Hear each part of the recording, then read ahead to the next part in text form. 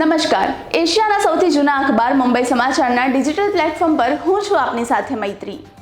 ચાલો નજર કરીએ આજના મહત્વના સમાચાર પર।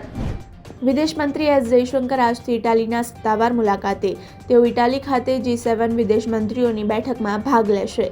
ભારતને અતિથિ દેશ તરીકે આમંત્રણ આપવામાં આવ્યું। ઉત્તર પ્રદેશમાં પોલીસ અને ભીડ વચ્ચે અથડામણ। સંભલ વિસ્તારમાં એક સર્વેક્ષણ ટીમ મસ્જિદનું સર્વેક્ષણ કરવા પહોંચી હતી ત્યારે પથ્થરમારાની ઘટના બની, જે સ્થિતિ પર કાબૂ મેળવવા માટે પોલીસે ટીયર ગેસનો ઉપયોગ કર્યો। પુણેના પીપરી ચીંચવાડમાં પોલીસે ધુલેથી 55 કિલો ગાંજા લાવીને વેચનાર યુવકની ધરપકડ કરી। તેની સ્વિફ્ટ ડિઝાયર કાર સાથે 2 મોબાઈલ ફોન કબજે કરીને વધુ તપાસ હાથ ધરી। દિલ્હીના કાલિંદી કુંજ ઘાટ યમુના નદીમાં પ્રદૂષણને કારણે પ્રાણીમાં ઝેરી ફીણ તરતું જોવા મળ્યું। અમદાવાદના નારોલમાં મહાલક્ષ્મી ફેબ્રિક મિલમાં આગ લાગી।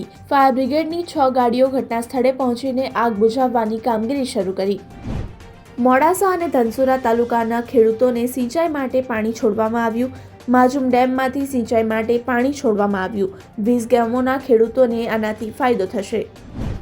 જામનગરમાં સાગર સુરક્ષા અભિયાનના ભાગરૂપે LCB, SOG અને પોલીસ સ્ટેશન દ્વારા દરિયાકાંઠાઓ પર સતર્કતા રાખવા માટે ચકાસણી અભિયાન શરૂ કરવામાં આવ્યું। ઓસ્ટ્રેલિયામાં યશસ્વી જયસ્વાલે 10 વર્ષ જૂનો રેકોર્ડ તોડ્યો। ક્રિકેટના સૌથી લાંબા ફોર્મેટમાં એક કેલેન્ડર વર્ષમાં સૌથી વધુ સિક્સર ફટકારનાર બેટ્સમેન બન્યો।